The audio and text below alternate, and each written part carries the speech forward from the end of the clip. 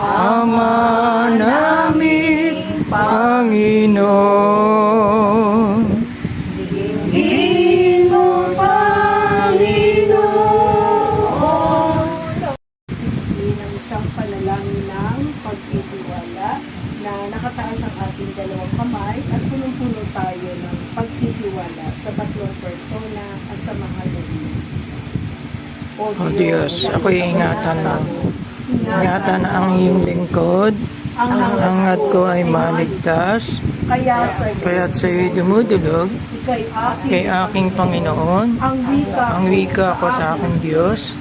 Kabutihang tinanggap ko ay ikaw ang nagkaloob. Wika mo'y aming wika mo'y aming tutugin. At may nagsabi sa kanya, nariyan po sa labas ang iyong ina at mga kapatid. Pinatatawag ko, sino ang aking ina at mga kapatid? Ani ni Jesus. Tumingin siya sa mga nakaupo sa palibot niya at nagwika, ito ang aking ina at mga kapatid. Sapagkat ang sino mang tumatalima sa kalooban ng Diyos, ay siya kong ina at mga kapatid. Ito po ang mabuting balita. Ito po ang mabuting balita na ating Panginoon. Pinupuri ka namin, Panginoong Jesucristo. Mga kapatid, ipinatatawag kayo. Sino ang aking ina at mga kapatid? Ani Jesus. Tumingin siya sa mga nakaupo sa palibot niya at nagwika, ito ang aking ina at mga kapatid. Sapagkat ang sino mang tumatalima, banal na kasulatan, kabilang tayo doon.